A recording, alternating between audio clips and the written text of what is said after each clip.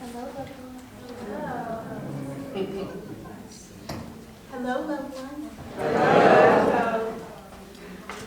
I have a secret to tell you. I believe in magic. I do. Now, not just any magic. Because I never, even at 4 years old, I didn't believe in Santa Claus magic. I didn't believe in Halloween magic. A whole bunch of magic I didn't believe in. And fairy tale magic. Didn't believe in that either. But what I did believe in was the magic of every day. You know that magic that gives you goosebumps when somebody cute looks at you. When someone smiles and you know that they truly care. That feeling safe magic. That black mama magic. All right. Now, see, I actually found out about the magic from my great-grandma, Julia Hamilton. She was beautiful. She was tall and dark. And when I felt her skin, ooh, I got goosebumps. It felt like leather. And she had big, beautiful brown eyes. And when I first met her, she didn't have no teeth in her mouth. But you know what?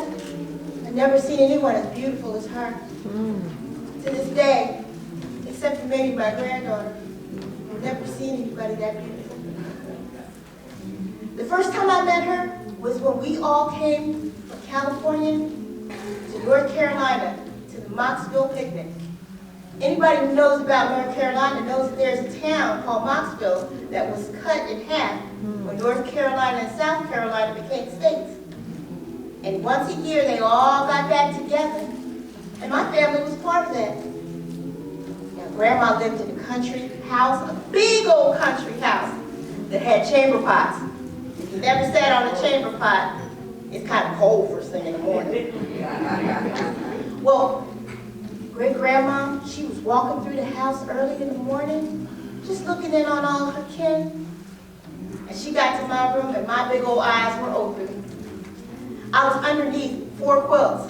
Now, if you've ever been in quilts that were quilted by your people, when they tuck you in, you can't get out. And great-grandma, she let me out. She said, "Little Hoopy, you wait." Yes, they call me Hoopy, because they said I look like a hoot owl. Big eyes, big old head, yes. It's all right. I didn't know any better to be insulted then. She let me out. She sat me up at the end of the bed. She told me to use the chamber pot. Like I said, it was nice and cold. Then she put socks on my feet. She reached behind her and put one of my uncle's old long john shirts on me. Took my hand and went, shh, and led me down the back steps into a big old kitchen. She had one of those ovens that you put firewood in. And she said, "Baby, pass me that kindling over there."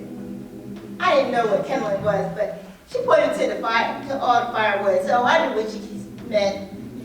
And when I gave it to her, those sticks were heavy, but for Grandma, it was like it was nothing. She was in her 80s then. And when she took all that wood and she threw it in the fire, she took a wad and newspaper and put it in there, and then took a big long match and lit it, blew on that paper, and sparks went everywhere. And it was magic. I said, "Wow." And she grinned.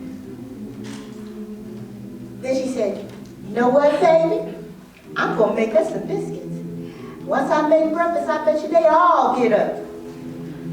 She reached high up on the shelf and grabbed a great big old bowl. And it had an old tin can that had been cut in half, and another one that she filled up with milk and baking powder and flour. She didn't even measure. And she didn't use no spoon either. She used her beautiful hands. And she mixed up them biscuits, and she flattened it out, and she started cutting them biscuits, and the dough that was left over, she gave to me and said, "Now you make yourself a little biscuit, because she was a good girl and helped Grandma. So I did.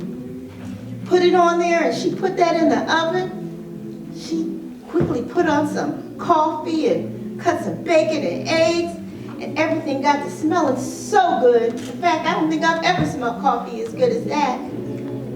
And then we started to hear upstairs the creaking. She said, "They all waking up now, baby." And when them biscuits came out, she took my little biscuit and put some molasses on it. I had never tasted molasses before. It was delicious. And I said, "Grandma, this biscuit is like magic." And she took her forehead and put it against mine. And she said, "Baby, all women are magic. And when you get older, you're going to find yours." I miss Grandma. I miss her every day. Because she made me feel beautiful. And that was magic too. You see, the feeling of feeling safe, of knowing that people are sharing blood with you, and that they love you just because, that's magic. I tell you right now, my grandma passed that magic down. I saw it in my mama's eyes when she would do our hair and tell us, each of us 5 girls, that we were wonderful. I felt it in my sisters when we hugged our own children and loved them up and played with them and talked to them. I see it in my daughter's eyes when she holds my little granddaughter, Skylar, and she tells her she is amazing. You see, my loves, we are all magic. You're magic. You're magic. Ashe. Ashe. Ashe. Ashe.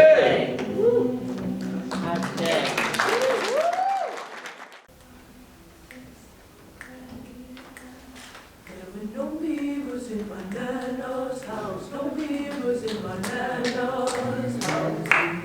There were no mirrors in my nana's house. No mirrors in my nana's house. And the beauty that I saw in everything, the beauty in everything, yeah, was in her eyes.